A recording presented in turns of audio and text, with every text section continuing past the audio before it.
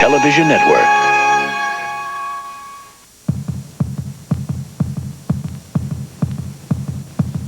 The Indiana Pacers and Denver Nuggets have taken that first step toward an NBA title. Their unexpected successes have their fans thinking the previously unthinkable, dreaming dreams thought to be unattainable, but suddenly one step closer to becoming reality. Larry Brown has the Pacers believing in their dream off an impressive first-round sweep of Orlando. Indiana has now stolen home court advantage from Atlanta, one step closer to a conference final, and ultimately a chance at a championship. Dan Issel's team shocked the NBA with their historic first-round upset over the top-seeded Seattle Supersonics. But today, they come home to face up to their second consecutive 2-0 series deficit. So it'll be Indiana looking to continue their surprising playoff journey. But the Hawks will have something to say about being a stepping stone. Then, Utah tries to do what the Sonics could not, as the Nuggets dig down deep for another miracle.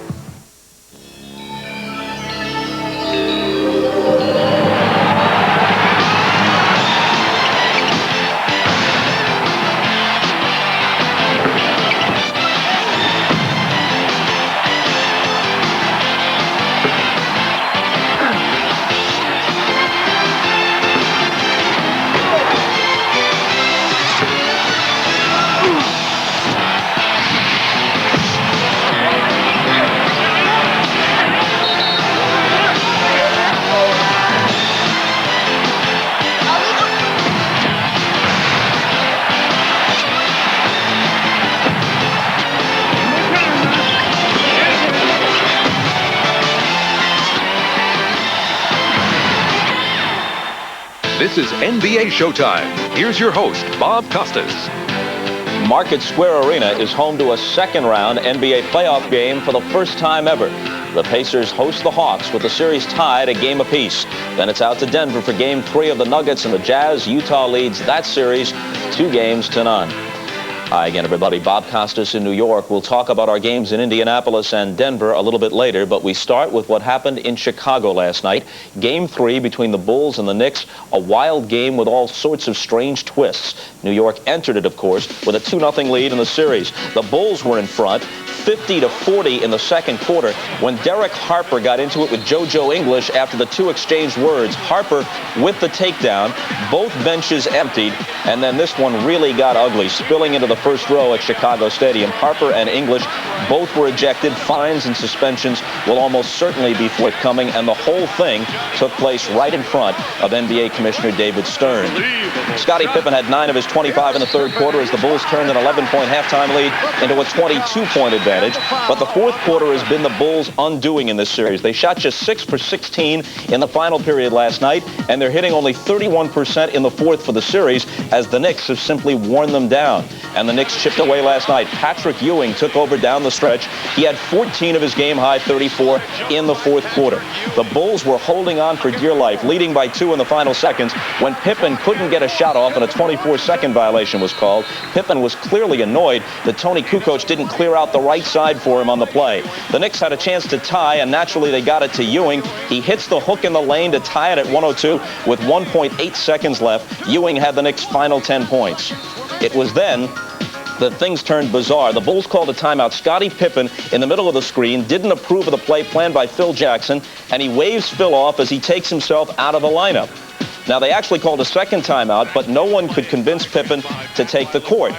There you see Jackson talking with him, trying to get him back into the huddle, back into the game. Instead, they inbound with Pete Myers, getting it to Kukoc, who hits it over the shorter Anthony Mason to win the game at the buzzer. But afterwards, Phil Jackson didn't look like a thrilled man, and neither did Scottie Pippen. Now, as far as the last play of the game goes, Scottie Pippen was not involved in that play.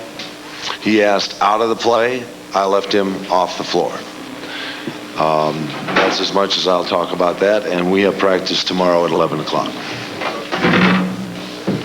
We kind of exchanged some words, and that was pretty much it. Did you want to be in at the end? I would have liked to. Do you think it's because he thought you were hurt or out of gas or what? No, I don't think so. I mean, it wasn't pretty much feel taking me out of the game. It was like, we exchanged words and I just took the seat.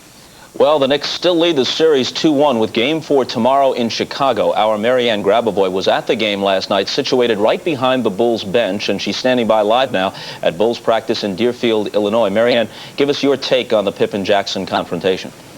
That's right, Bob. We were sitting right behind Scottie Pippen and the Bulls bench, and we were able to watch the entire drama unfold. Phil Jackson was in the huddle diagramming the last play. Kukoc was to take the last shot, and Pippen didn't like it. He sat down. Phil Jackson came over to him, said, "Get back in the huddle, back in the game," and Pippen said, "No way." That's when things really started. It became very heated, a very animated exchange between Jackson and Pippen.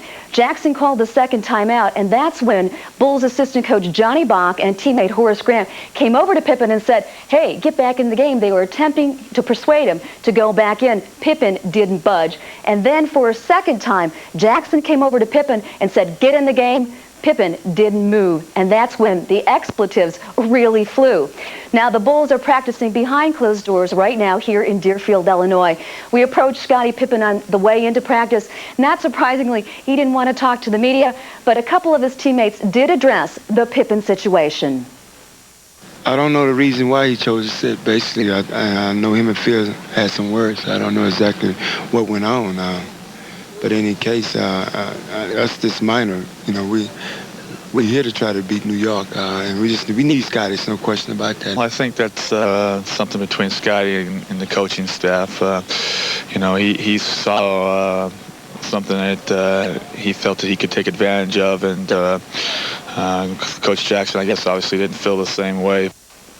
The guys did have a conversation in the locker room after the game, but the players are being tight-lipped about what was said. They're playing it close to the vest because they know they need Pippen and they need team unity going into a tough Game 4.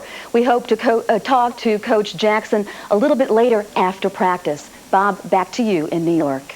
All right, Marianne, thanks a lot. For all the reasons Marianne laid out, that's why today is probably the most important day of the Bulls season, even though there's no game scheduled. They've got to get on the same page now that they're back in the series with Game 4 scheduled for tomorrow. Now, Marv Albert will call that game tomorrow for us on NBC. He's at Market Square Arena for today's Hawks-Pacers contest, and he was in Chicago last night calling the game for Madison Square Garden Network. Marv, you've been around the NBA a long time. Scottie Pippen has had a great year. Some people thought he deserved MVP consideration. But this is the kind of thing that is a defining moment in a player's career, and in Pippen's case, not for the better.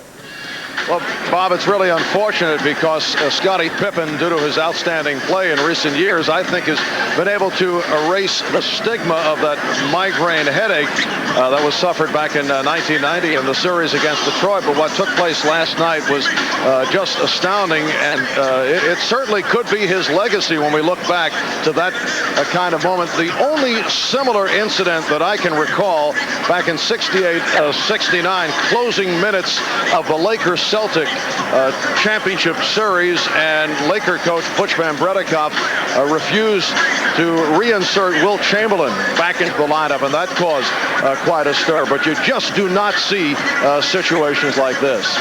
You know, Pippen had 25 last night, a good game, but only 2 in the fourth quarter, and he's 2 for 13 from the floor in the fourth quarter of the 3 games against the Knicks so far. So he has not been the man in the clutch. Therefore, did it surprise you with 1.8 seconds? Did it surprise you at all that the play wasn't called for him? Bob, I was surprised when we did not see Pippen on the floor, and yes, under normal circumstances, it would be surprising that Phil Jackson would not go to his go-to guy, Scottie Pippen, but you consider the situation. Pippen was handcuffed in the fourth quarter by Anthony Mason. He was not able to get shots off. This has been the pattern throughout the series against the Knicks in the fourth quarter.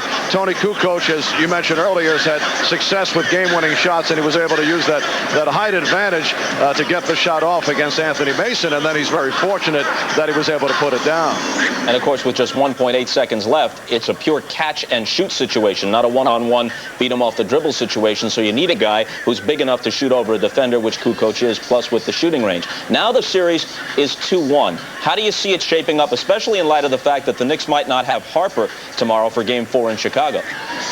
Yeah, I would think it's likely that Harper will be suspended because he in taking closer looks at the replay, he clearly threw punches at JoJo English. Turned out the Derek Harper-JoJo English melee was a prelim to Phil Jackson and Scottie Pippen. But I would think the series is completely changed around. It's very difficult from game to game. I know people always try to write scenarios from what happened the previous game, but it's tough to tell from game to game as to whether one game will affect the other. But I think it's a different series now. It's game 4 in Chicago.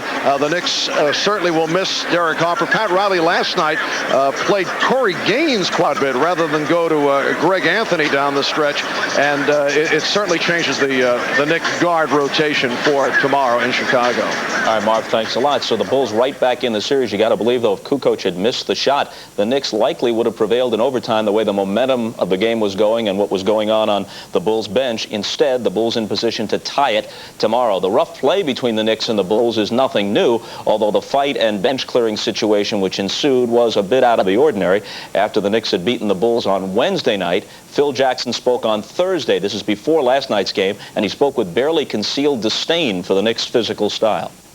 When I came out this morning early after a short night's sleep, the neighbor hollered, "Fight fire with fire, you got to get back at those guys."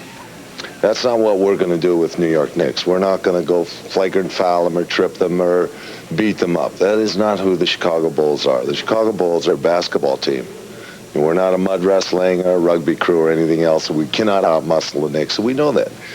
But the act in itself is to play freely and without fear of contact or fear of intimidation, which is what the Knicks are all about, is intimidating shooters, intimidating people inside.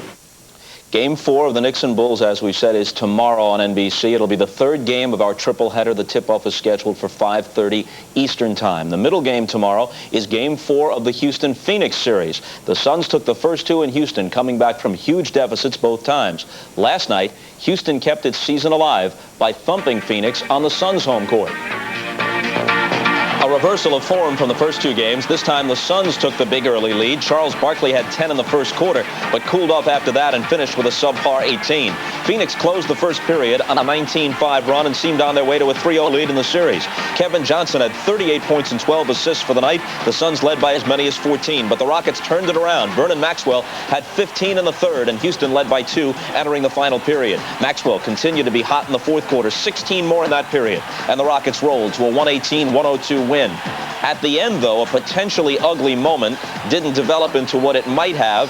Danny Ainge claimed it wasn't intentional, but it looks like a provocative act as his inbounds pass goes into Mario Ely's face. The two exchange words, but thankfully nothing more grows out of it. When we have our backs against the wall, we go out and play our best ball, and the show tonight played with a lot of confidence. I felt down the stretch, you know. The papers in Houston say we choked.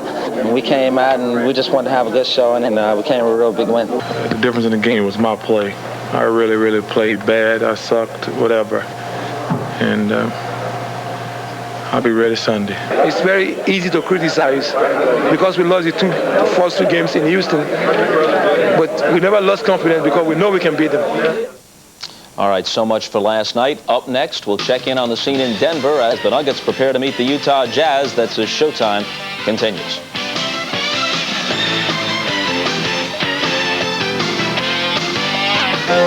Denver's side of our second game today between the Denver Nuggets and the Utah Jazz. The Jazz have a 2-0 lead, but the Sonics also held a 2-0 edge over the Nuggets in the first round, and we all know what happened. The city of Denver is pumped up over the Nuggets' unexpected success. Hannah Storm is outside McNichols, even though that's Mile High Stadium. Hannah, what's going on?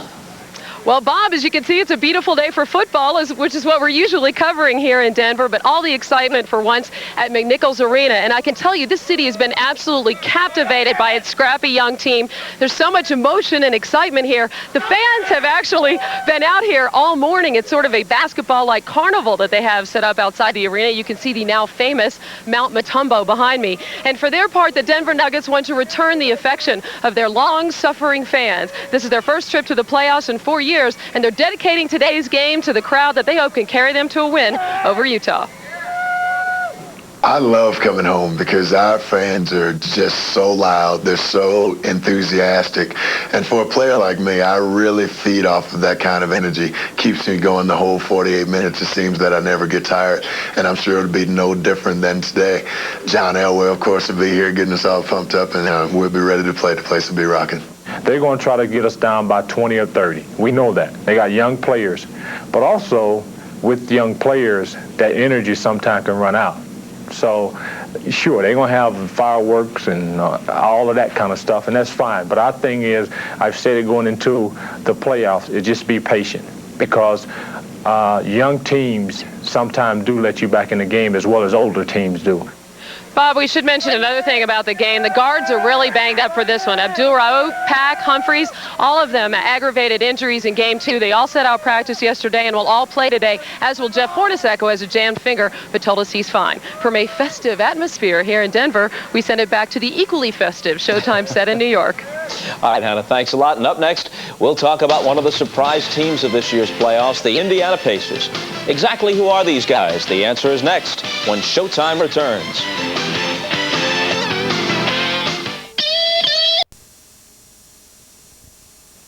The Indiana Pacers were an ABA power, winning the championship 3 of the 9 years of the league's existence. Names such as Mel Daniels, Roger Brown, George McGinnis, Bob Nedelicki, Darnell Hillman, and Freddie Lewis are part of ABA lore. Now, nobody would consider the Pacers an NBA power. This, in fact, is the first time they've gotten past the first round of the NBA playoffs.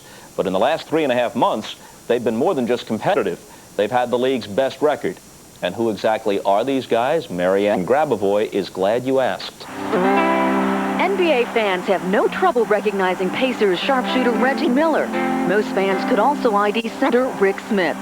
Beyond that, though, the upstart Pacers remain somewhat anonymous, begging the obvious question. Who are those guys?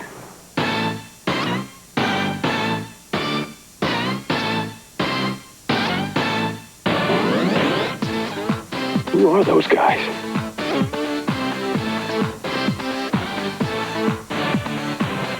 Hey, Bud, what? They're very good. We're the no-name team in this, I guess, in this semifinal round. We have a lot of young players who are learning how to play in this league. Rick Schmitz is a 5-year center who's done respectably well, but is finally becoming a kind of force down on the low post. Bill Davis, we've always known, was going to be one of the better power forwards, but he's kind of emerging into that.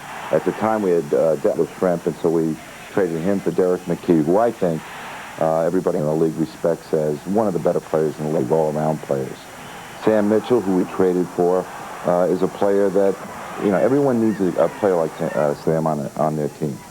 He's a guy who's willing to do the dirty work, is willing to play whatever minutes that you give him. And the same thing goes with Vern Fleming, a player we've had for his entire career and who is so hungry to win right now that he rises the level of the team. The Pacers have also been strengthened by a pair of journeymen, paying their dues elsewhere and finding a basketball home in America's heartland.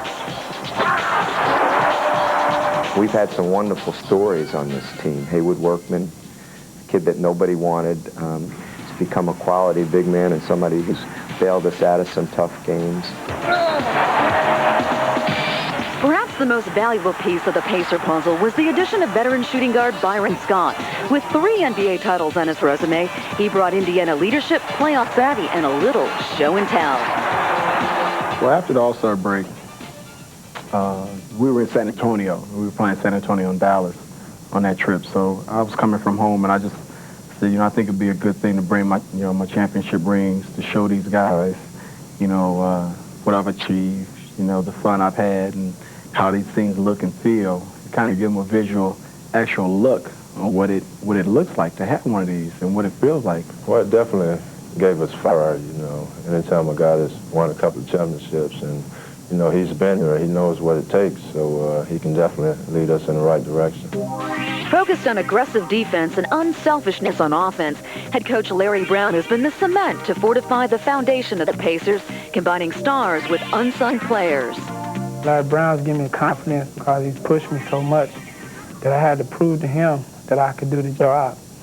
And when he put me out there, I didn't have anything to lose because I didn't think I was going to be playing anyway. We've played 15 guys. We've had injuries, but we've always had somebody step up and make a contribution. And I think that's been the key to this team. Is there a sense on this team amongst the guys, they're like knocking on the door, hello America, hello from the heartland, here we are? Absolutely. We want to prove ourselves out there. That's the truth. We're hungry for it. Our players are hungry for it. The franchise is hungry for it. Our coach is hungry for it. And our fans are hungry for it. So, without a doubt, we're trying to do that. All right, now that we've met the contestants, what do you say we play the game? The Pacers and the Hawks set for Game 3 of their series, and we turn it over to Marv Albert and Matt Gukas for the call in just a moment. That'll be followed by the Jazz and the Nuggets from Denver. Dick Enberg and Snapper Jones will have that one. We'll hear from John Stockton, Karl Malone, and Dan Issel at halftime of Game 1 as the NBA playoffs continue on NBC right after these messages from your local station. Join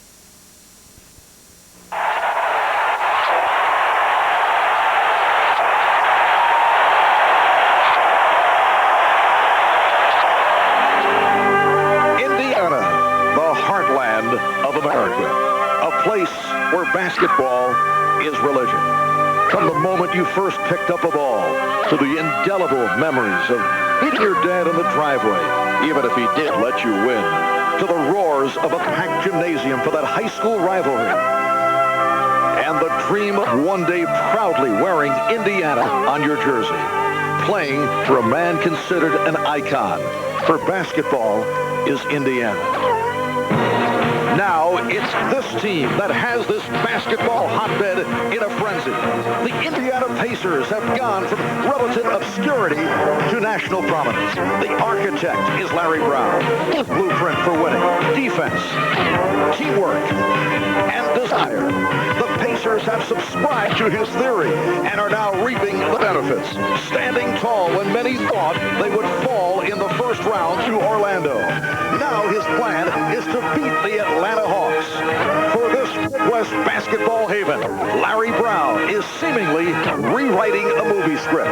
Only this time, the Hoosier State hopes this fantasy season will become reality.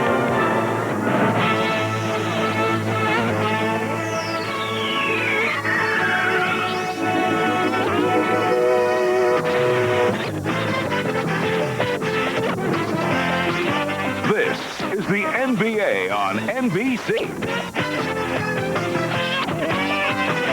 The 1994 NBA playoffs.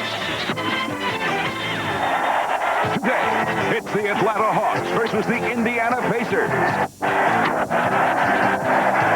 For the Indiana Pacers, these are shining moments in the 18th year of their NBA existence. Suddenly, the Pacers are a hot item. Turning out for Game 3 of this best-of-7 Eastern Conference semi-final series with Indiana and Atlanta tied at 1. And this crowd is ready. Hi, everybody.